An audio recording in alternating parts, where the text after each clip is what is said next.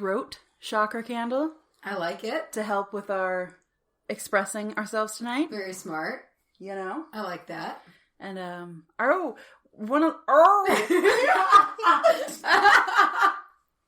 two Patreons wrote us and told us they got their candles. And they're good. So very excited. Very good. Very happy. Macy, how you been? I'm good. I got to it first. You did get to it first. Yeah. Oh, good sound. No, it's been good. I had a good book. I've been reading a good book this week. Better than that last book you read? So much. Okay. So much so. I'm waiting for somebody to comment and be like, was that book such and such by so and so? Because I want it to, and I want them to be like, because that book is ass. Like they need to. What if they're like, that's one of the greatest literary conquests of our time? Then we just need to unfollow each other because we're not going to get along. And we can't agree. We can't disagree on this. Nope. That's the line. Oh boy. How are you? I'm doing great. You look really good. Thanks. You just look very content. I've had a wonderful week. My 4-year anniversary with my husband Clark was yesterday. Malarkey. Little Clarky. We just had the best Greek food. Oh my God. It was delicious. Oh. And then also the weather's cooling down. Yeah. I feel sparkly magic is returning to my life. I know. I do. I feel it too. I feel it in the air. I feel it in the water.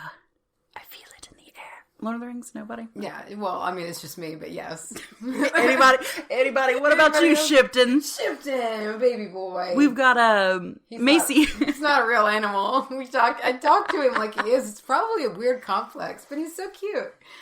It's, I think there actually is, and I don't remember the name of it. There is some kind of like, it's not a complex necessarily, but it's just like a condition where you give inanimate objects personality. Yeah, I do I all the time. I was always really protective of my stuffed animals growing up. I still am. I'm 30. Still, if I see one that's been like abandoned, like my heart just drops. But I think there are some dolls that you didn't have to give a personality to. It kind of just happened. And I hear there's an update on the... Oh, jeez. Do you know? No, I can tell you're just like, shit, I don't want to talk about it. I forgot about it that I was going to tell you this. Okay, so not to dwell on the spooky episode. By the way, everyone seems to really love our spooky episode. I'm very happy. Good. We had so much fun doing it. Yes. Not to cut you off there, but I had to put that in there. A lot of people really dug it, and it makes me happy. It does me too. And we've had an influx of spooky stories, so yeah! We're going to have just content for the next one. Oh, it's going to be longer too. I want these to just become marathons. It's just all day, 8 hours, just like, we got to read everything. Oh my gosh. Okay, so this is about Katrina the doll. Mm-hmm. And I think, last I said that my mom had put her away, and, in an institution. And she put her under the stairs, and I remember her, she was like, I could see her in a Tupperware container, not like a food one, but tote. That's the word. Tupperware. One of the big Tupperware. She was ziplocked in this Tupperware, just in there. Ziplocked. and so no, and that was when I said the dream stopped. Okay, so my mom was upstairs, and it was night. She always listens to our shows right before bed. Oh no! In bed, going to sleep. Oh. And she said she just got covered in just this blanket of something's looking at me. Oh God! And your mom's not super spooky. No, she is not. She can take some shit, and she's some things like this. She's always just like, Macy, come on, yeah. And so the doll is still in that house. Yeah. And anyway, she said she was just blanketed and something was in there. And Katrina was staring at her from the corner. Yeah. We don't know how she got out. Mom's like, maybe I took her out to clean. She's upstairs. She didn't like what she was hearing. That's just what she told me. She was listening to me. And she just, she heard, and she just didn't like it. That's what Mom said. I don't think she liked it. And in all seriousness, and this sounds so crazy, but I'm looking it up. There is like a museum. I heard about it on Mysterious Universe, of course. The spooky haunted. Yeah, and you can send them things, and I want to pack her up and send her to them. And I almost feel like that's what she needs. You know, like she needs to go somewhere to she seems like she would actually love that. I think so. Well, the people who run that museum are really interesting. So, like, they believe in, like, trying to understand these things. They don't just, like, try to exercise them or whatever, because they almost see them as sentient, high intelligent beings. Well, yeah. And so they want to be heard. Yeah. You know? And maybe that's where she belongs. I don't know what the deal is, but I am very scared of her. And I told Mom, I said, put her in a box, go ahead and tape her up. We're going to ship her. Put her up. I said, and put her under the stairs and line the door with salt. Like, just line that door with the salt. Get you some red brick powder, some salt, and some fucking sage while you're at it. Yeah, so I think I'm going to get that. Mom said Monday. We're shipping her Monday. So, like, Mom is, like, done. Yeah. What if we turned around and she was, like, in the corner? I would be finding the nearest thing to try to beat her to death with. Oh, man. So, okay, we're not actually doing another spooky episode. Yeah, and I'm sorry for everyone who was, like, who weren't prepared, because I feel like you could prepare for the one that's called the Spooky-sode. You're like, all right, I'm gonna get in a place that's not scary. Or if you're super spooked easily, you know, you may skip over the spooky episodes, which is cool. Yeah, and whatever. Then you get hit by this shit. Yeah, and then you're just trying to listen to a normal episode, and we're like, this dog. Oh, it's fucking awful. Oh, God. Anyway. Tell me. What are you talking about? I never know. No. Today I'm talking about something I wanted to look into for my own personal benefit. And I was like, you know what? Let's do a whole episode on it. Because it's very basic. Getting back to some roots, some amateur roots here. I am going to do some easy, everyday little rituals that you can do to bring a little bit of more magic into your life. Magic! Getting into this fall season. Yes. What do you... I know already what you're talking about because I've asked you exactly 14 times this week. Oh, yeah, you have. And for some reason, I can't commit the name of this book to memory for some reason. So you know, me either. I'm actually having to reach for it now. Like, I know the main title. She's reaching for it. I have to get the subtitle. The book is called Whisperers. And, the full title is Whisperers: The Secret History of the Spirit World, and it's by J.H. Brennan, and this is an interesting book. It does involve the paranormal, and I know that this is kind of like 2 paranormal episodes, and I just told a ghost story. I'm not going to be. I was driving here today, and I was just like, this is really paranormal, and I just did that episode. Witch Bitch Amateur Hour is over. We're now a paranormal podcast. We're just spooky episodes from now on. So this was really just a result of my bad timing. So I'm sorry, but it's not scary. It's just really interesting. Well, the way you described it, it did sound like spirits was being used in the more metaphysical sense. It really is. But there's just, okay, so y'all know I love a good theory. Yeah. Like, I love a good theory. I can go down the rabbit hole any day. Strap up your little red strings. I will make my little pin and, like, red lines. Oh, it's nothing gets me going more than just good theory. Conspiracy theories with Macy. I love them. And so this one is, it's kind of like that, but it's very well researched. Which, after my last disaster piece of a book that was just nothing. It's nothing. It's a nothing book. It's a nothing story. And so after that, like, a good, very well-written, well-researched book was just like a breath of fresh air. Nothing makes a book sweeter than having just read a shitty book. Oh my gosh, it makes you appreciate it so much. And it's not really dead set on one thing. You know, there's a lot of things and a lot of options here, but at the core of the book, and there's a lot of, it's not just one long narrative, it's a lot of different stories. And it's essentially tracking how spirits have intermingled with humans and changed the course of history. And it points out really obvious things that we just don't even think about.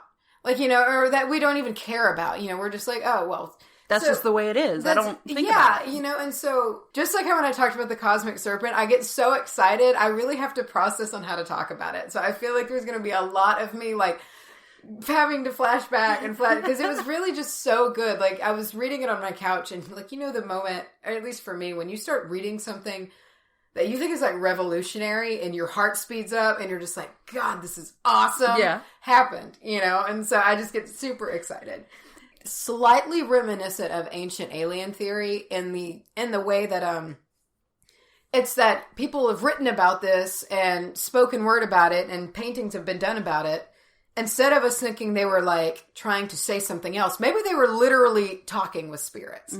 Like we always explain things away, just like an ancient alien theory. It's like, oh, the lights in the sky or like the big flying contraptions had to have been birds. Swamp gas. Yeah, and it's like, no, what if we actually take this seriously? And it talks about Moses. He was like, maybe those voices, maybe they're these weird other beings that were controlling history.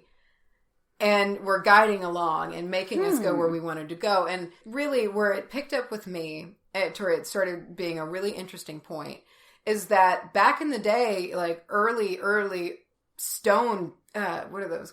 Tablets? Yes. Yeah, like stone tablets. And talking about people just conversing with spirits all the time. All the time. I mean, everybody did. Just talking to them like it was nothing. Like they were just everywhere.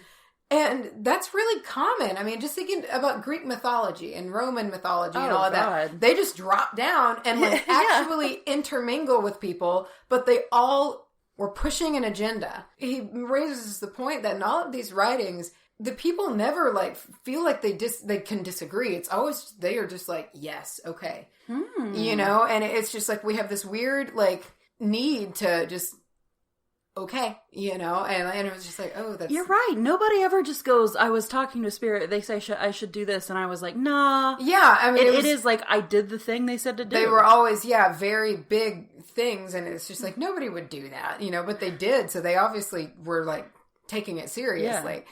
All kinds of civil, all over the world, and that's what's so interesting about it, and it's all over the world within, like, the same 100 years. Oh, so that's what's so interesting, is that, like, a lot of this correlated all over the world with each other. And so the whole, like, first big part of the book is tracking the history of all of these people talking about, talking with these spirits in different ways. It starts to die off a little bit, and they're not as vocal anymore. What happened? well, it's an interesting theory. There's a theory as to what happened? Oh, this book is full of theories. Oh, boy. There's theories everywhere. It's like a maze. And it's so good. Can't throw a stick without hitting a theory. Like, the moment you get over one, he, like, throws another one at you. And he's like, oh, you figured that one out? Take this. And it's just like, oh, I love it. Too easy. Here's another one. It's so good. So they started noticing that they were disappearing. Not as many people were being able to hear the gods anymore. And it went from, like... so there was some civilizations had like a very complex spirit structure. So they would have like the main idol, it could be a statue and it's in its, high temple and it's guarded by all these people. And that's like the ruler, and it would tell things, it would talk, to communicate. And then these like other more important, there was this hierarchical structure of these idols, but even peasants would have idols. And it's like that they were like messenger spirits. So if they had a big question, they would like focus that to that idol, in which it would communicate with the spirit, would talk to the big idol. He'd run off to go ask the big god. Yeah, and so they're apparently communicating this way. And it's just like, maybe they're not making that up. Yeah. And that's really the whole focus of this book, is it's like, maybe we should just for once take this shit literally and really think about this, because there's a historical timeline that's just like the same all over the world. It's just crazy. So anyway, so it went from that to it's starting to trickle down to where the gods they're not dealing with them as much, and it's just, they're starting to disappear. And it talked about like the, like Central American Mexico area, so like the Maya and the Aztecs, they started like writing the same thing. Like the gods they're gone, it correlates with the Earth's like population growing really fast. Oh. And it's almost like it just got too much to do. It was noise. Yeah. The gods are just like, shut the fuck up. This got too big. Now it's not fun anymore. It's like that scene in Bruce Almighty. How when it's just the emails coming in. All he can hear is the prayers, and it just takes him over. And it's like... Except more serious. Yeah, when they used to intermingle and stuff like that. Now there's too many people and they want so much and they need this. And, you know, it ties me back to the simulation theory because it's just like the creators are now like, oh, it's like when you, in The Sims, when you just build a town and you're like, fuck this. There's too much. It's almost like that, you know, and at this time, like natural disasters started happening and things like that. And people, it would take like high priestesses and stuff like that to start communicating. And even like later on, like what they were getting back was like garbled and it needed to be translated. And it's just that clarity of used to in the past, just looking at one and talking with one, it's gone. And it just trickles away over time.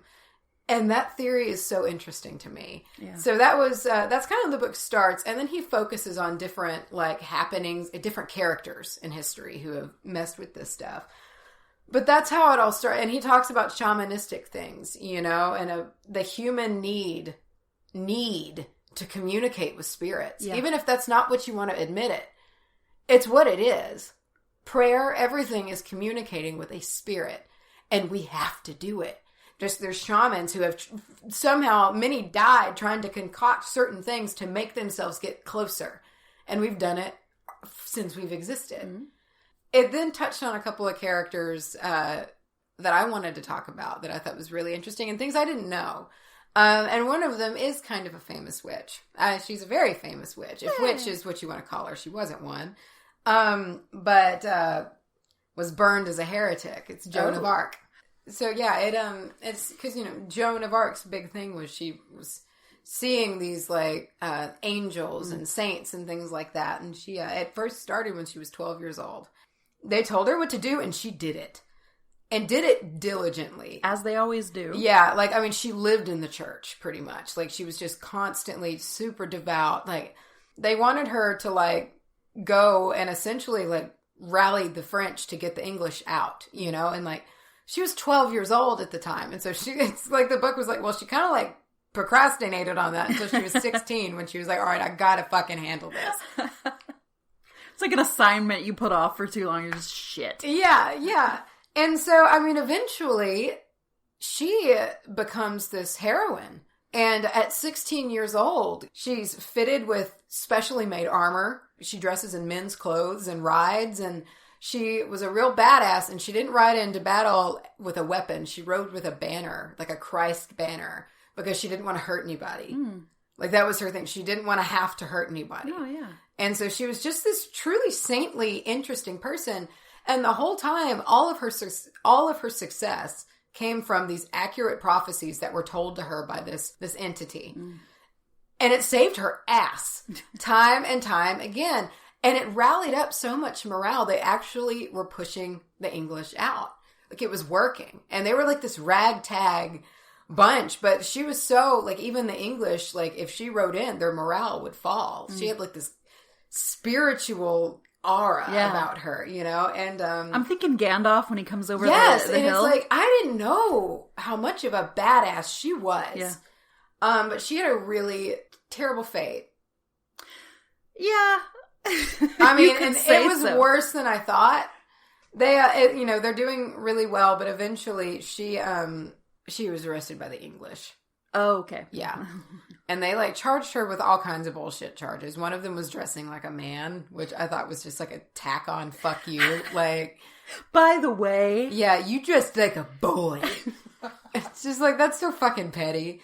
But, You're going to jail for cuties. Yeah, like, it's so dumb. But then some big ones, like heresy and all that jazz. And, so, and they were, like, wanting information from her, and she wasn't giving it up. She wasn't giving it up. And she was just like pillar. Yeah. They tortured her pretty good. They tortured her pretty good. Yeah. And she eventually was sentenced to death and she was burned at the stake at 16. And her only request was that the cross be held high so she could see it. Oh. Did they do that for her? I think so, yeah. But she accomplished a lot. And I mean, like, and it's just like all of it, and like, I mean, really had a major effect on history. She changed the course of history. Yeah, absolutely. By listening to these voices. This whole book is those stories, these historical events, and it goes in chronological order of just like, what if there are these puppet masters? And we've turned them into gods because when they talk to us, it's so important. But what if that's what all of this is that they're just like these other dimensional things that are just like pushing us along? Or aliens. That is a theory. Yeah. Yeah, that is absolutely. That's what I said. It kind of sometimes weaves around with ancient alien theory, you know. I'm thinking of that movie Contact where basically he kind of says something to her like, y'all aren't ready yet. So like, it's like, what if they're trying to like get us ready to like initiate us into this, you know? Yeah. I don't know. I know. That's what I'm like. I choose to believe that. It's just with having none of the facts. And then I read about another person too, and I just picked two like historical figures to talk about that were mentioned in this book, and it's just really cool to read like actual material, not a shit book. And you're so salty. It was horrible. And so the next person who I'm a huge fan of Anastasia is Rasputin. Oh God, yeah, he's cool. So he was a weird dude. So yeah, he was like their confidant. And this was the Romanovs. And they'd been, you know, a pretty powerful dynasty for a while, a long time. And I think it was like 300 years or something. Like, it was a long time. And but he was like their confidant, man. He did everything, but he was also like a sleaze. You get to learn about Rasputin. Like, was he pretty greasy? He was greasy. Oh, dude was greasy. He had like, he was girl crazy, to say the least. Ew. Yeah. And it was said that he was so intense. He was this very hypnotic individual. Like, he had this weird presence.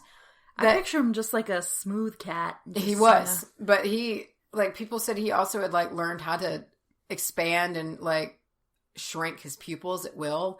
So he could, like, make his pupils big when he was talking to you. It was just like, he was very hypnotic. Very tall and broad-shouldered with, like, black hair and a long black beard. Like, I love him. The Duchess just thought he was it, man. And she almost, like, idol worshipped him. Okay. Like, as a, like, spiritual god. Okay. And totally looked past the fact that he was, like, having sex with all of her teenage daughters. Ew. And yeah, and like basically any other female in that castle, like, or palace. And he's just such like an A girl. Yeah, like he was just a sleaze, man.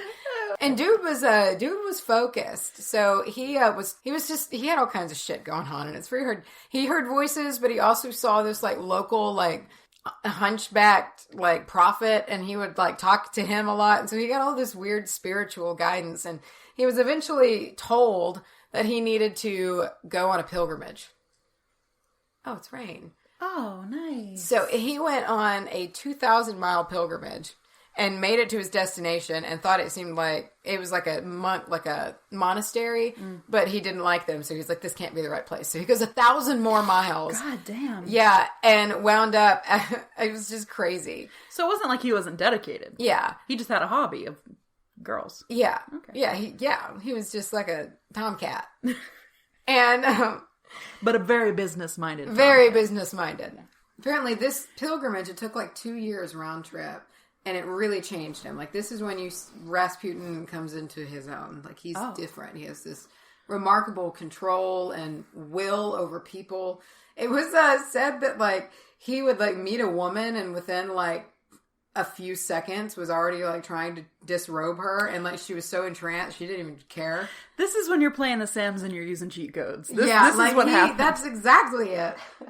He quickly rose in popularity, because this was at a time in Russia where spiritualism and things like this were it.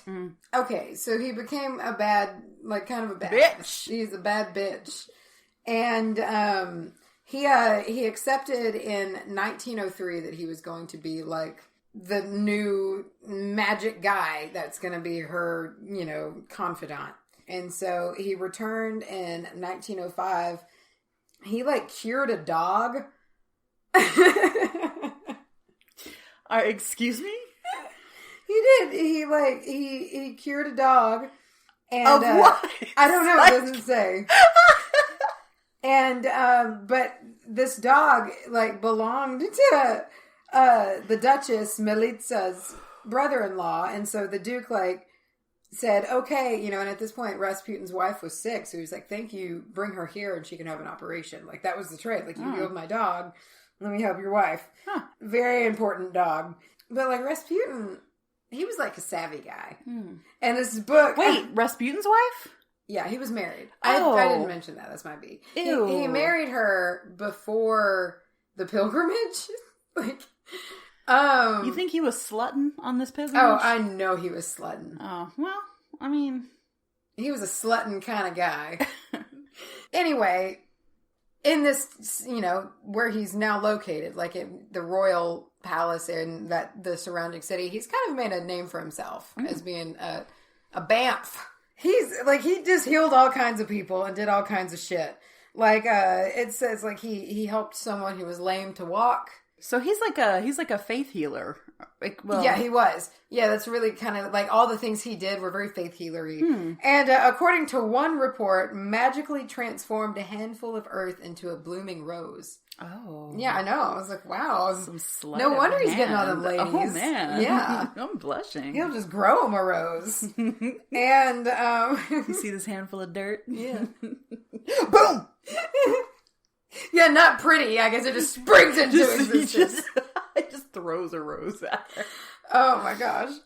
On November 1st, he met the Tsar, who described him in his diary as a man of God. Was he religious, or was he coming at this as a, like, I am a magician kind of thing? Or was he like devout? I'm almost positive he's Catholic. Okay. He was a man of God.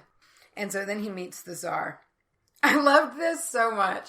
So there's like apparently like a bit of an uncertainty on how they first met. It suggested that Rasputin was dancing drunkenly at a gypsy encampment when a messenger arrived with the news that the Tsar's son was ill. Rasputin then cured the boy partly by distant prayer and partly by some on-the-spot faith healing. That's like some magic shit, like sending energy shit. Yeah, you know, but I just love it. I just picture him just cutting it up, man, at this gypsy party, drunk as fuck. Down. Like, having a good old time. Some dude's gotta come ruin his vibe. Pause, gotta go heal this kid. Hold on, wait. Yeah, you know, their son, he had hemophilia. Oh. Like bad hemophilia. Yeah. And there were many instances that Rasputin healed him and stopped him from dying, you know? And so, like, the Tsars really were, like, in his debt. So, anyway, he predicted his own death. And dude had a shitty death. I just gotta say. Both of these had shitty deaths. Oh, no. Yeah. But also, he had a badass death. Oh. Yeah. Dude is strong as an ox.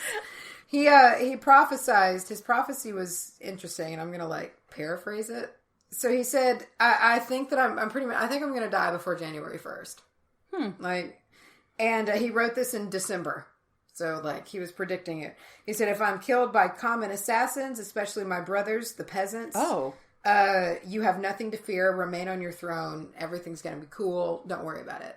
If I'm killed by one of you or one of your buddies, one of your confidants, or one of your, like, any of your people, their hands will be soiled with my blood for 25 years. They will not wash their hands from my blood. If that happens, you guys are going down.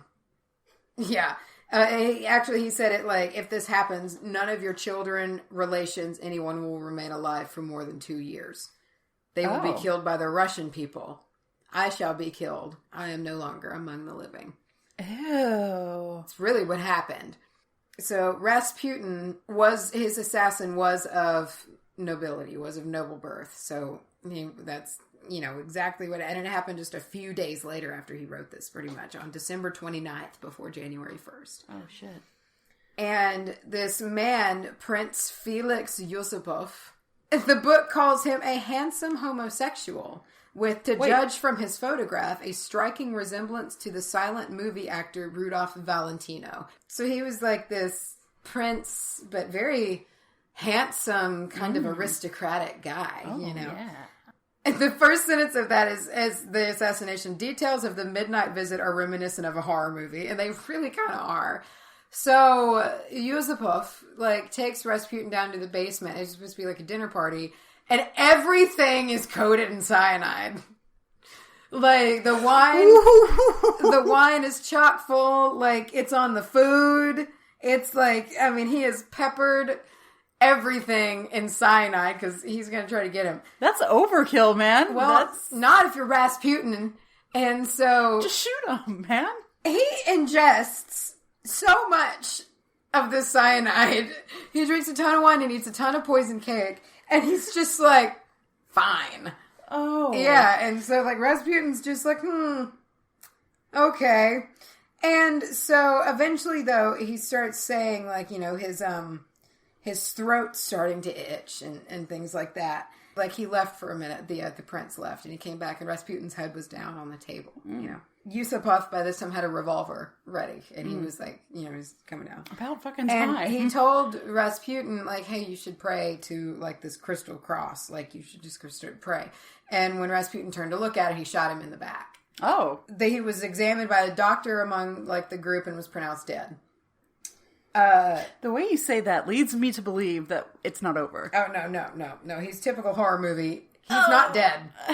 And so Yusupov went back upstairs, leaving the corpse in the cellar. And he was not happy about that because he was suspicious because he was a miracle worker. So, like, maybe he can, like, bring him back to life. I'm dying. Bring his own body back to life. And so he went back down to look at the body. He, like, left and was like, I don't like it. So he went back down to make sure that he was down there. And so he was still there, but unconvinced, he leaned over to shake it, like Rasputin. And Rasputin totally woke the fuck up. Oh, God. Yeah.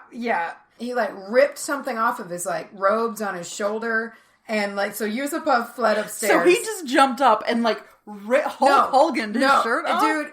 It gets weirder, okay? So Yusupov is terrified and fled upstairs, and I quote, but Rasputin followed, crawling on all fours.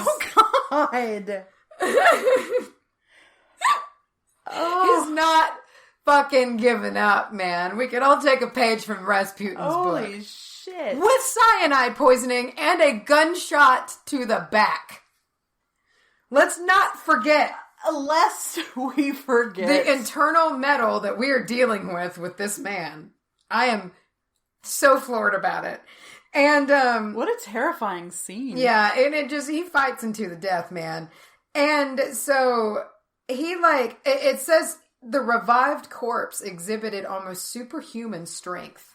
Not Rasputin. The revived corpse. Rasputin, I guess, is dead. This is just a magic beast that he left. That was his last bit of energy. He's like, all right, rogue zombie, go. And, it's the only spell he could conjure. Yeah, you know, and it's just like a last finger to all of the people who poisoned him. And so, anyway, he is able to, like, get outside. And he starts trying to get away. And so they chase him down. And he's shot twice. So now he's been shot 3 times. Okay? And he's Boromir. It's like he had took PCP. It's like he just took a shitload of PCP, is what I picture. And incredible, in the books, as incredible as it may seem, he's alive. But he's unconscious. But he's still alive. But he's breathing. Yeah. So taking no chances, they throw him in an icy river. To where once he hit the cold water, he was actually jarred enough to, like, kind of get out, but he was, like, shot 3 times and bludgeoned. And so he did die. Like, finally died after raising hell. Oh. Yeah.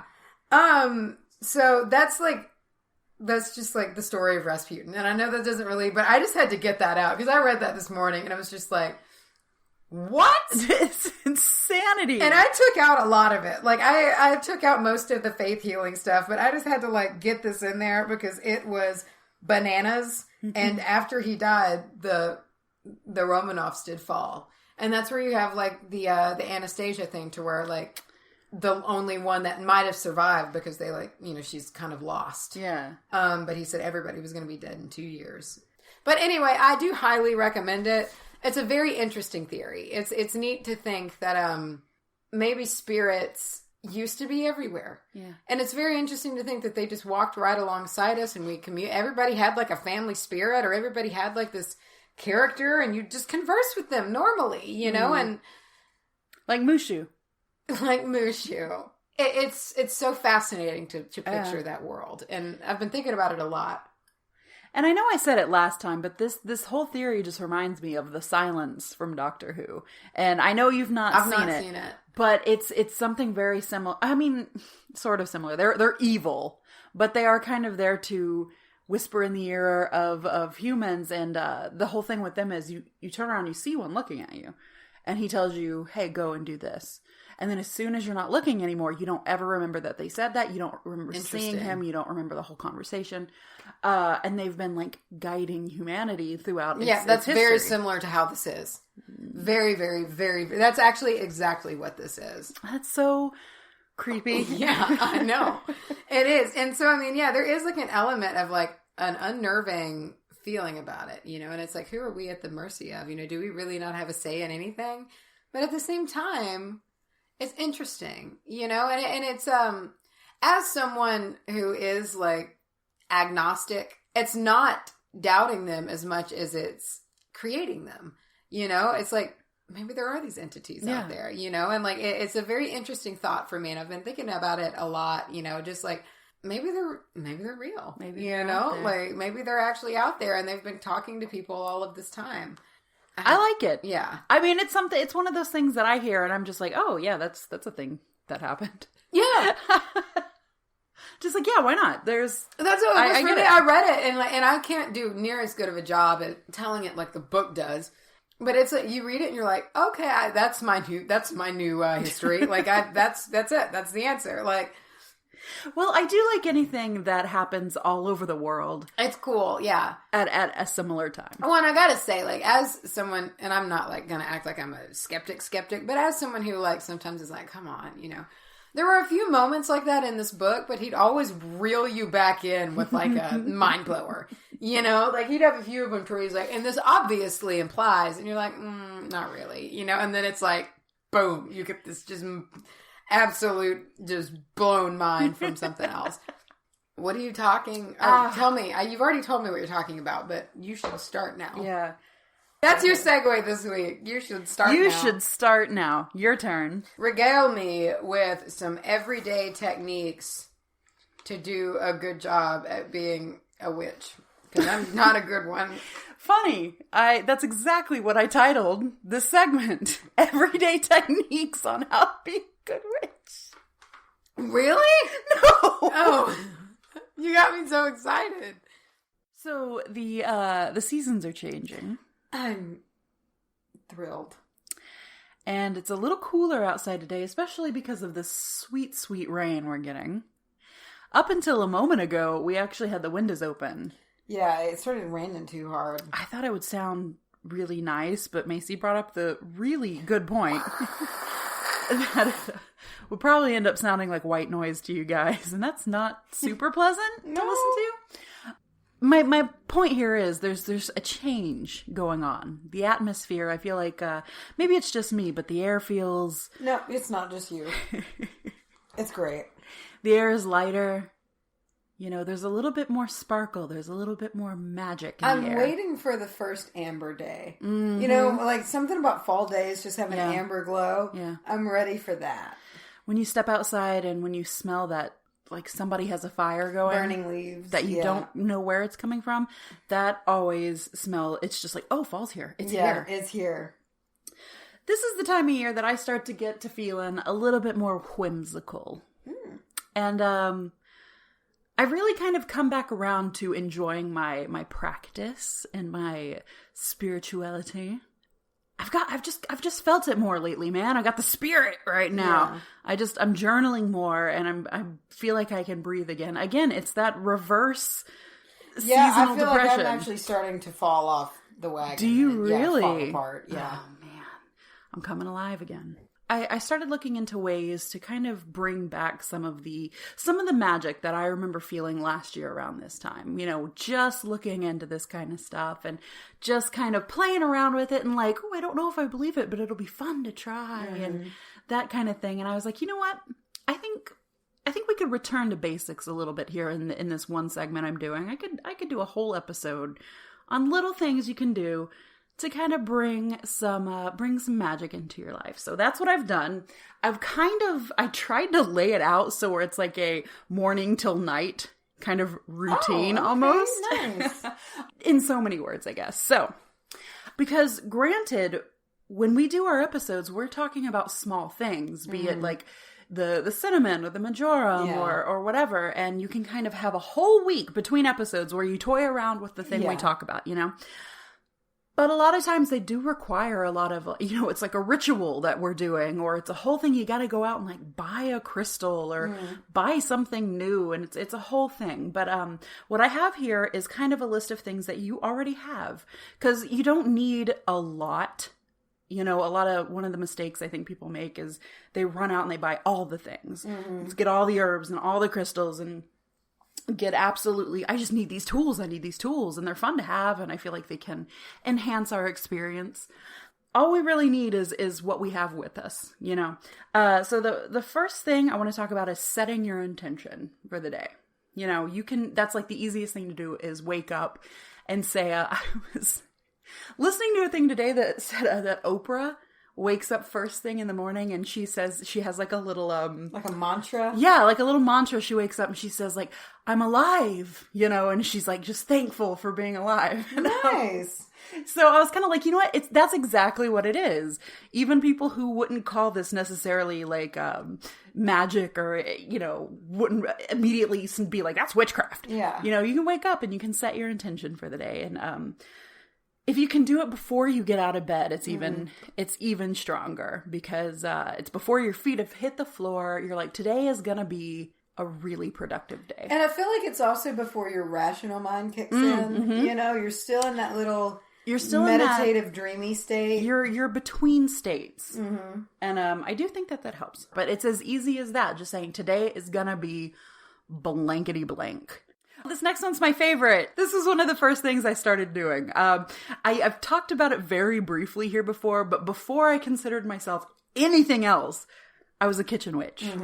And I still like that title amongst a slew of others. I like kitchen witch. The first things I was reading about was little simple things you can do in the kitchen, because cooking is magic. I don't care. Oh, it is. You can't tell me otherwise. It's alchemy. It's absolutely your potions, and you're just making shit. It's magic. And so one of the things you can do is focus on anytime you're stirring anything, whether it be food or your coffee or tea, stir in a clockwise motion, and that's said to bring things in. It's to attract. Is that Widdershins? It's either clockwise or counterclockwise that is like Widdershins. Yeah. Like, you know, all of the like proper terms that I never can remember. I did see that somewhere, and I was like, fuck that. You know what my favorite one is? It's for being naked, and it's sky clad. And I think that is the best. To make it a more amateur production, I guess clockwise works. Yeah, no, totally. If you want to be super basic. If you're trying to repel something from your life, stir counterclockwise. Macy, what's the word for that? I don't know. It might be Widdershins. Okay, you woke up. You set your intention. The next step I have here is for some coffee or some tea or whatever beverage you enjoy in the morning. I like to stir some cinnamon into my coffee. We've had that whole discussion. I like to do it in a clockwise motion, and you just really focus in on your intent and what you're trying to, I guess you could say, enchanting your coffee. Let's use that terminology. It sounds wonderful. With whatever energy you're putting towards it. So if I wanted to be productive, stir your stuff clockwise, focusing on and picturing a productive day, whatever that looks like to you. Maybe it's sitting in front of the computer getting shit done. Maybe it's like your wallet is growing fatter because you've been so fucking productive. You're making all the money, you know, whatever that looks like to you. Really make sure you picture it clearly in your mind and be specific with these things. You always want to say things as if you've already have them. You know, you don't want to be like, I wish I had a pony. You want to say like, I have a fucking pony, you know, to repel something. go the other way. Stir counterclockwise. The other day my husband was sick, so I was like, you know what? I'm going to do some counterclockwise stirring. I made him some chicken soup. I'm such a good wife. I love chicken soup. It's so much fun to make. Like homemade chicken noodle soup. Oh my God, it's so good though. It's so good homemade. I love it. And my whole life I've hated chicken noodle soup from a can. I've hated it. Yeah, it always tastes very metallic and it's too salty. And it's just the noodles are kind of like overly saturated. Yeah, they're too soggy. Yeah. No. Anyway, I made this delicious soup. And, you know, just gave it a little counterclockwise stir. And I'm just thinking, banishing sickness, banishing the yuckiness, the sniffles. And you're just picturing, what I like to do, and it's very silly and very cartoonish, but it works for me, is I picture the thing that I want banished, and then I picture a big red X over it. Nice!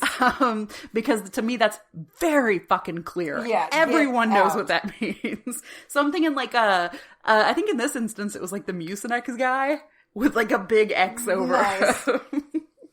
So you can do that with all your coffees, your teas, and everything else. Another thing you can do when it comes to the leftover grounds or the leftover tea leaves, enchant these kind of things or whisper over them, is to kind of give them this intention, give them this energy of healing the earth that it returns to. And to me, what that looks like is going into the compost and making a very rich compost and just kind of putting things back, you know, giving some of that goodness back instead of just like throwing garbage out to be like rot. Look at it as it's giving it back to the earth. Heal the earth that you return to is my little mantra that I like to put out there. And that's completely stolen. I could not tell you from who. Well, yeah, I mean, just but, like my sage incantation. Yeah, I read it on some lovely woman's blog when I was first starting off, and I just thought that was so cool. I was like, heal the earth you return to. That's fucking great. All right, when you're when you're stirring in your appropriate directions, whether you're banishing or attracting, make sure to think and focus very simply. You don't want to say, I wish that I would win the lottery next, just think prosperity. Or you can't be too vague because these aren't like multi-level steps that make this like a very powerful thing. It's just like a little simple thing. It's something to just keep you in that spirit throughout the day. So my next thing is after you've had your coffee, you've gone off to do your day and it's lunchtime. My next point here is mindful eating. And mindful shopping, I guess, while we're at it. And I don't mean like healthy necessarily. I mean, that's good and great if you feel like eating healthy. But what I mean is to not rush it. Like most people like to eat, I feel like.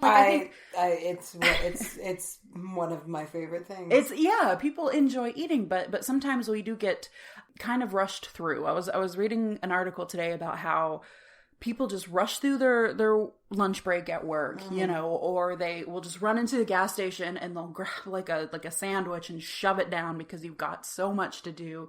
We're just short for time, right? And a way to do this is to slow down. Even if you don't have time, mentally make that checklist. Be like, the sandwich that I'm shoveling down because I have no time, just think about those grains and then the people that had to put that work in and the vegetables and just the fact that everything had to go so right and everything had so much care and love to put into it so that you can have this, $2 fucking 7-Eleven sandwich. It brings a level of awareness and thankfulness into our lives that I think is very connected with spirituality and magic. If you have the time, pick a random ingredient in the thing you're eating and look it up. See what properties it might have. Might turn out, you have some majorum or something and you find out something about that and you can kind of pull from that. One thing that I wrote down is don't let the fact that herbs and stuff like that, they have multiple properties, don't let that freak you out because it can be very overwhelming. Just pick the one that you need and go from there. You're having your pumpkin spice, whatever, and you look, I'm going to look up cinnamon. And you see that it's got a property of confidence. And you need that. Just be like, okay, that's what I'm taking from this. I don't need those 14 other things that it gives me. Right now, I need the confidence, and focus in on that. You know, you've gone through your work day, you're at home, you're making dinner. Try to put in your ingredients, almost like an old school, like Disney witch, you know, when they're like putting in their eye of newt for such and such. They're like always saying the ingredient name and then what it's for. Try to do that. It feels kind of fucking stupid at first, but I really like it. I like to put some black pepper in and be like, black pepper for health, you know, or salt for protection. Just say out loud the thing that you're doing. If you're already going to be putting the shit in, give it a little bit of magic, you know, and it's going to go into your food, and it's going to enchant you from the inside out. Yeah, I know what you're saying. The next thing I have here is grooming and getting ready or unready for the day. I'm a big fan of glamour magic. I think the idea behind it is fascinating. Well, I do like witch attire. I don't mess with my makeup very much. Well, it doesn't have to be. I do love like a good outfit. Yes. And you feel more in your element when you're in that kind of thing. And kind of like we talked about for the Loonsaw episode, wear that makeup look, and I'm not saying makeup has to be your thing. It's not everybody's thing. It could be the jewelry you wear for whatever the day. It is that makes you feel like a badass. Whatever you do to put yourself together in the morning, it can have some kind of a deeper meaning. I'm talking about makeup because I personally love makeup in my day-to-day life. And I was reading something really interesting. It was in the book, The Magical Household, Spells and Rituals for the Home by Scott Cunningham and David Harrington. In their book, they say that the process of applying makeup is so much older than we... Oh, yeah. Yeah. I mean, that goes back to tribal dances, practices, things like that, shamanistic stuff.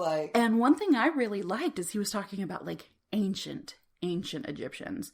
And he said that they would put, I might have these backwards, I hope I don't, but they would put green on the bottom of their eyes, like an eyeliner almost, and they would put blue on the top.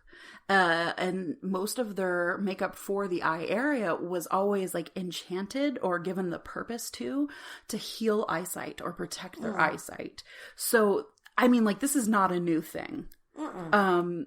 And it made me feel a little bit less silly with doing these things, because one of my favorite things to do is to draw the rune. What is it? Algaes? Yeah. I can never say it correctly. I can't pronounce them. I'm going to be honest. The one that looks like a chicken's foot is my favorite. I like to draw that one down my forehead and down my face with my foundation in the morning, because that's a really personal one to me that kind of speaks to courage in the face of fear, I guess, so it's my time to kind of focus on that. And I feel like it does give me a little something. I feel like it puts up a little shield for me. And that's what it's about. It's all intention, yada, yada. But if you're putting your gel in your hair, make it be like it's your spiritual helmet, or if you feel like you need a little bit of mental stability, it's your tinfoil hat that you're putting on, and just kind of give these very mundane things a purpose. And if they take on a deeper purpose to you as you're doing them, you're going to feel that throughout the day. And if you want to be super skeptical about this and say, well, that's just the placebo, whatever, who cares? Maybe it is a placebo. But there's in a that lot case, of proof that the placebo effect is real. Well, exactly. And I mean, like, if I'm putting this lipstick on and I'm saying, okay, my lipstick, this is going to help me speak my truth, or this is going to help me speak confidently, or whatever I'm saying for the day. And then I actually do that thing I wanted. Well, didn't it kind of actually work? Even if it's a placebo, didn't it fucking work? So who cares? Try it out. Be a little silly and see what you like. That's the thing with me. I always feel so silly when I try something new. And I have to get over that, but I constantly feel like life is the Truman Show, and there's people secretly laughing at me. I should talk to my therapist. So my next one I'm also really big into is charms. Charms have been around for as long as witches have been around. And if you've got a necklace or a watch, man, a watch can be a great charm to have on you. It can be a really powerful one, especially ones the mechanical watches. Because there's a lot of movement. There's a lot of that kinetic energy there. One of my first big me purchases was a big power watch. I remember that I still watch. have it. I gotta find it. It's after the move to the new house. I don't really know where it is. But yeah, it was a big, beautiful. I just like had it in my cart for like months. And then I finally got it. And you know what I remember? I'm not trying to like project this onto you or anything, but here's this as I remember it. You got it for the intent purpose of like, you wanted to be like business bitch. Yeah, I called it my boss bitch watch. Yes. Yeah. And it worked. It did. So, anytime you buckle, like, I mean, it like latched on, like it was just like, all right. I could just tell you, like, you had it on, like, you stood, you know, I mean, you were the business bitch. I love that thing. And I think deep down that you had enchanted this thing. I think maybe, yeah. Without knowing it, yeah. you know? And, I think that we can do that. Mm-hmm. We can unknowingly do these things. So when we're putting on our jewelry that we really like, if we're being kind of down on ourselves, you know, if we're putting on our lipstick and you're like, I can never do my lipstick straight, man, I look so bad. Well, guess what energy you just put into that for the day? Yeah. You know what I mean? You're gonna not feel the greatest. I have a little elephant necklace that I like to wear, and it's just always, for some reason, it's always screamed travel protection to me. I don't know why. It's just every time I look at it and every time I go somewhere, I feel like having this little elephant with me, because from the day I got it, it was just like, this is for protection when you travel. And sometimes things have to tell you what they are. And then, of course, when you're dressing, it can be your cloak, which is funny because I opened up a book to set my microphone on because we are professionals. Oh, yeah. The book the page I opened to, the first thing I see here is a little segment on the witch's cloak. So, I don't know. I'm sure that means nothing, but it makes me happy. When you're putting your clothes on, it goes back to that, put something on that makes you feel like a badass. You know, even if you don't feel like you look great in it, find a way to give it a little bit of energy. I saw somebody say that they would put their clothes out the night before, which is a smart thing to do anyway. Y'all do that. It changes your life. Put it in the window. Try to grab some moonlight. Try to grab some of that full moon energy or that waning energy if you're trying to like get something out of your life, or maybe it's waxing if you're trying to build an aura of prosperity. Whatever you're doing, try to grab some of the moon's energy, because dude, the moon is powerful. We've talked about it. If you're just like, I'm wearing clothes that are dripping in moonlight, I don't care. That's so fucking cool. All right, do a daily offering. This one's a little bit, I don't want to say it's touchy, but not everybody gives an offering. Not everybody believes in a deity or any kind of spirit. You know what I mean? You can be, like we are. You could be agnostic pagans. Yeah, I just give offerings to nature. And that's one of the things I wrote down. You don't have to give an offering to God or goddess. You can give offering to what you can see with your eyes. And what I can see is this nature. And what I can feel is me and my tree have this bond that I can't even describe. And it's as easy as taking what you're having for breakfast and breaking a little part of it off and leaving it in a spot that you've designated as sacred space. The offering I have out at my altar right now is a chunk of a Dove chocolate bar. Because I read somewhere that ancestors really like chocolate and it really draws them in. So I took just a little square of this chocolate bar I had anyway, and I set it on my altar, and I put like a little cinnamon on it because I'm obsessed at this point in life with cinnamon. I don't give a shit. And it's been sitting there, and I really feel like my ancestors in particular love them some chocolate. That'd call me in. I know. I'm like, y'all probably never get that good shit. You're just eating leaves and shit out or whatever is available. That's what happens. You just eat leaves for eternity. Yes. I would love to come visit the ancestor that loved me some chocolate. Anyway, so that's what I leave offering for, is my ancestors. And I'm really bad about putting it out once a turn, you know, Mabon comes around or Samhain or whatever comes around, and I'll leave my offering out and it will stay there until the next Sabbath comes around. And I'm really lazy like that, and I feel like I need to just accept it. That's the way I do it.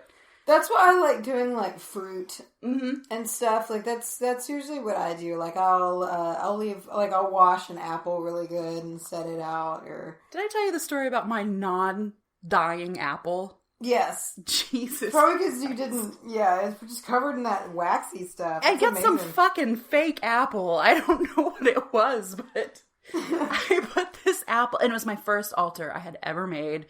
And I remember I was in the broom closet.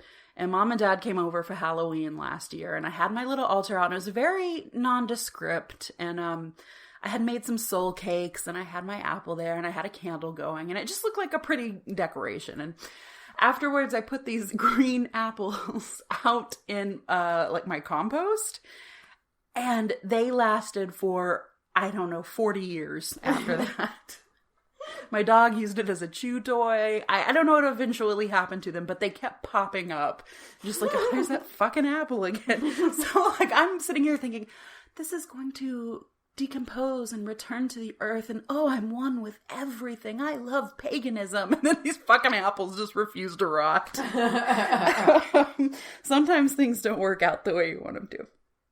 My next thing is a favorite of mine. I do this every day. I did this every day before I put any kind of meaning to it. And this is to dance and sing. Oh, yeah. Oh, absolutely. I think singing is one of the highest forms of prayer that you could do. It's something that is etched into our DNA. Yeah. And, you know, it's like we do it because it has some sort of spiritual or like metaphysical or even just health need. Like, it's just something that we do. And, they say that singing can invite in the good spirits. So whether this spirit, whatever it looks like to you, if it's goddess or if it's ancestors, or if it's just like good fucking vibes or ghosts, good ghosts, like actual spirits, whatever, singing is said to draw them in. And what's really important here is it's not the quality of your singing, it's the heart and it's the emotion behind it. And you don't have to make the song up. It could be a Britney Spears song. Yeah, no. I my brain's going to when I clean. Like when I'll clean the whole house, I'll just like hook my phone up and I'll put on like one of my favorite bands. Yeah. Where I have like a whole playlist of them. Like the Deer Hunter is not only like one of my favorite bands, but like he's in my range. So it's, and I know every word because they're like my favorite band. So it's like 200 songs of just like my range and I know every word. And I will intention clean the fuck out of my house. I have a very tricky range because if it's not right on, it's very bad. But I feel like Fiona Apple's right in my range. All right. And the thing is, if you listen to wall-to-wall Fiona Apple songs, you're going to be angry. Very angry. Or depressed in a matter of moments. So yeah, I got to switch it around a little bit. But I like to use this time. And like you said, it's always cleaning for some reason. There's just something about that very mundane activity, kind of mindless. We don't have to engage fully. I don't feel I'm like a very strong singer, so I like to just be alone when I can just scream and belt. Nothing's better. Even if you can sing. Because like when you're home alone, you can try shit. Oh yeah. You know, you can push it just a little bit, you know, and that's how you grow. So it is very satisfying. Well, all of this takes me into sound clearing, which I love sound clearing. I do it when I'm physically cleaning my house. It's said that not only does singing, especially singing, invite the good in because they can just hear it and it's almost way of communicating to the other side. I mean, or wherever you say it's going. I like to say the other side, but they hear it and they like to come in and can help protect your home or whatever it is. I like to do energy clearing with clapping. You can just kind of feel and hear these like muted areas that need a little bit of extra something. Try it. The next time you're alone, give some claps and you'll feel it and you'll feel where you need to concentrate and this takes 10 minutes, you know? So work some of that in. Something else that I saw that was really intriguing to me, and I don't know how I feel about it necessarily, but I like the idea. They're called snap spells, and it's so fucking easy. It's like it's too good to be true kind of easy. You state your intention and then snap 3 times. Snap 3 times on the ceiling if you want me. Twice on the pipes. Bang, bang. What the fuck is the pipes? Like water? Like plumbing pipes? Just kick the fuck out of your toilet twice. So I'm really excited to try these little snap spells. And to me, I feel like if not anything like energetic or magical is assigned to them, I feel like it's a good way to kind of focus our energy. Throughout the day, I could probably see myself being like, my negative thoughts have no power, which is one of my favorite mantras. Mm-hmm. My negative thoughts have no power. Bam, bam, bam. Because there's power in things of threes. This is a long trusted witch truth that there's power. We could do a whole episode on that. We actually should. There's a lot there. Yeah, so you're just kind of invoking this power and you're stating something, again, say it as if it's already true. Not, I wish that my negative thoughts have no power. Bang, bang, bang.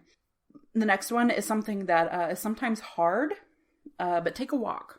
If you live in the middle of the city, you're not going to be like flouncing around amongst the trees and the wildlife. And I get that. Sometimes without, like when we lack nature, it can feel a little bit less magical. You know what I mean? If we're running around the city, we don't feel as connected. Yeah. But the thing is, focus on the element of air versus the element of the earth. Mm-hmm. Because there's still just as much of that as there would be if you're in the middle of the forest.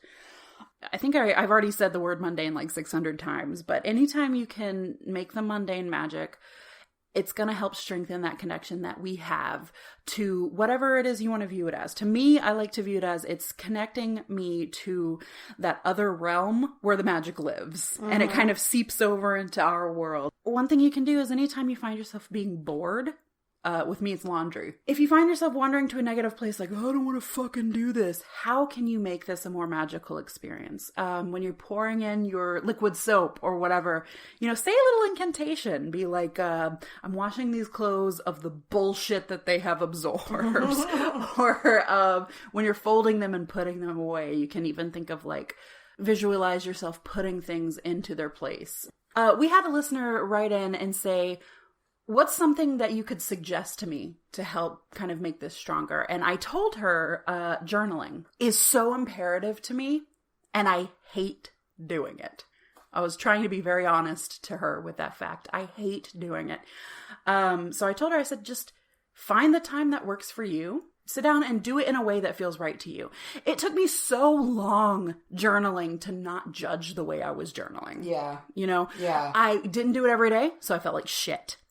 I didn't write these big, beautiful, epic poems, so I felt like shit. And, I just kind of stopped doing it. And I noticed when I stopped journaling, my life is a less sparkly, magical thing. And I don't like that. I want it to be, I want to live in like a mage's world, what I mean? So I'll sit down and I'll just be like, pulled the card such and such today. Here's what it means. Yeah. And that's all it has to be. So in 10 days, you can look back and say, oh, that was true. And then you can write, when I pulled the card such and such, it turned out to be true. Yeah. Just kind of keep a small log of your day and see how it goes. You'll find yourself. That's all I have is make the mundane magical. Over on Patreon, we went ahead and we let them know what our topics were going to be for today so they could put in their 2 cents. And we've had a couple of people want to do that today. And I have some really interesting answers from these guys. So our Patreon, Corey C. says, I light an intention candle when I'm doing house chores. 1 white, 1 black. I set the intention that the white candle's light spreads love and healing energy into my home, and the black candle's intention is to burn and swallow all shadows and negative energy. Oh. And the way she said that, to swallow all shadows, is the best thing I've heard in a long time. I like that.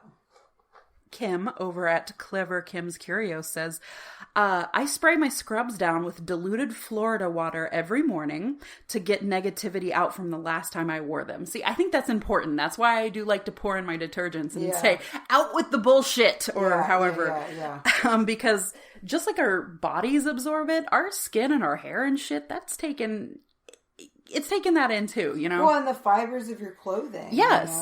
I think of it this way. If I can wear a jacket that I wore last night and I smell somebody's cigarette smoke on it, then I feel the same thing with energy. If that cigarette smoke is still detectable to me, then I'm still pulling in somebody else's bullshit. Yeah. Kim goes on to say, I also sometimes do a little intention stuff on my way to work. That's a really good one. That's a great idea. Mm-hmm. They say if the traffic is bad or if they see someone broken down. Oh, I visualize the color I think will help them. Oh. That's really awesome. Oh, and then they say, I love this. If I'm wishing the 3 C's, which are courtesy, calmness, and consideration, I love that, then it often looks like sparkly pastel pinks, blues, or greens with hollow glitter because I'm a glittery bitch sometimes. Hey, now. I love it. Oh my god, I love it. That is excellent.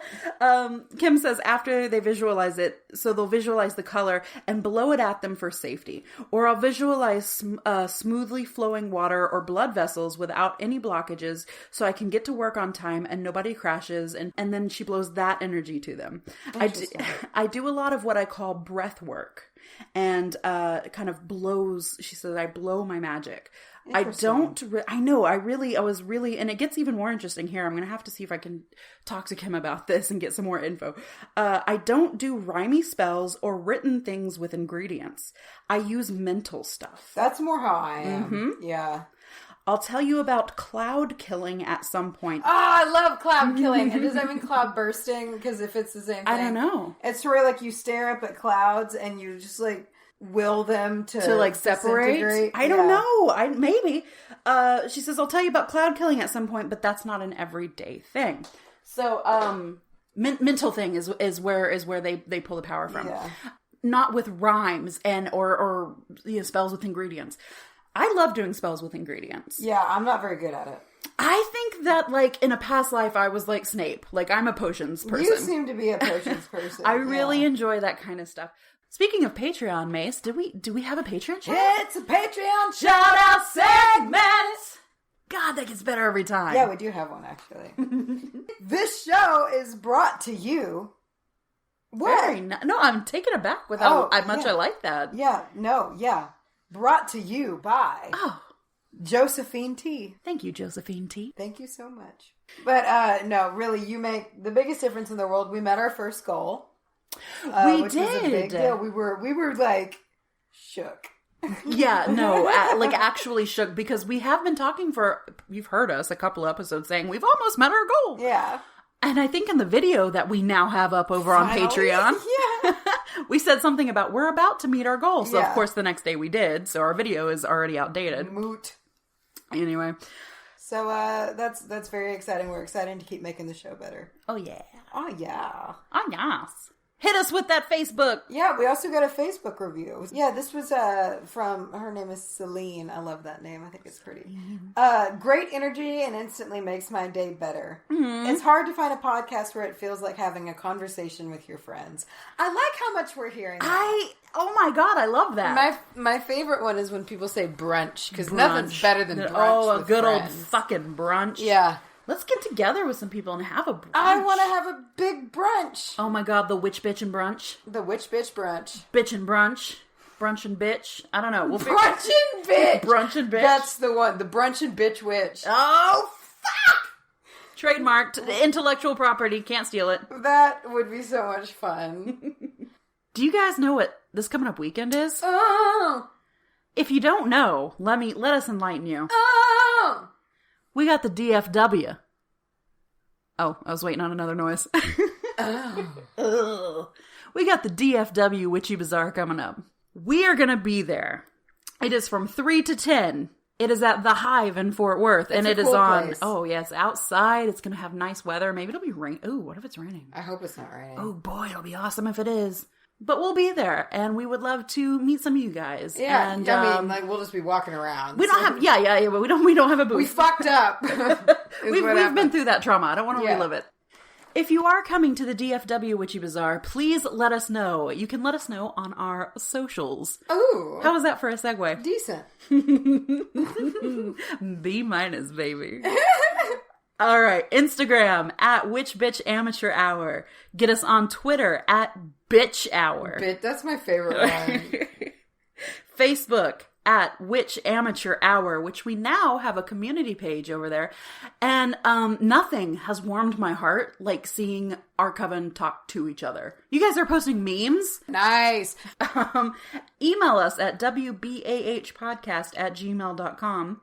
And if you do feel like supporting the podcast financially, which of course, no pressure, then you can get us over on patreon.com/wbahpodcast.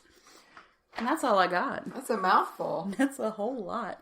Felt real spitty on that last one. Oh, spitty. Mouth sounds ASMR. That's gross. We suck at ending these. We really need to come up with a way to officially end the podcast. No, we can't do that. That'd be unamateur. That's true. We got to stay on brand. We can make it like a show tune. Do we need to write and rehearse a show tune? Yes. Look, no, it'll be like everything else we do on this podcast. It'll grow and slowly have more added to it and become better over time. And it won't be till episode 50 that we have an actual ending. So we come to the end. No, that sounds like a kid's show. Sing along, everybody. So we've come to the end of our podcast time. So Shipton's eyes are a little gotcha-eyed right now. It's been cracking me up for the past 30 minutes. Shipton's a character. We're going to put up a picture of Shipton. We need to do that, yeah. For this episode. So if you saw our picture today on Instagram, that is Shipton, or what did you say, Mr. Shipton? He's Mr. Shipton. Like, so if he's like, he does a good job, which he does a good job being a backpack. So he is Mr. Shipton Esquire. He's this giant lion-headed, he's a giant tiger head backpack. And she's not lying. It's a giant. It looks like a mascot head. Tiger. You could pop that on a high school kid and it'd be a mascot. Yeah, I love him so much. Y'all deserve to see him. He's a cutie pie, but his eyes are looking different directions, and it's cracking me up. Yeah, he's got all cattywampus whiskers too. Like. All right, guys. So we really hope to see you at the DFW Witchy Bazaar. Jesus Christ. Just turned into Sean Connery. I noticed in the last episode I was saying something and I said, like, it's a really interesting show. You did, and you just pushed past it. You just ignored it. I know, and it was so funny. If anyone noticed that, I felt it in the moment. I do often turn into Sean Connery. Anyway, what I was trying to say is if we see you guys, we hope to see you guys at the DFW Witchy Bazaar this weekend. That's what I got for this week. That's all I have to say about that. All right, guys, bye. I think we're done here. Oh, we are now.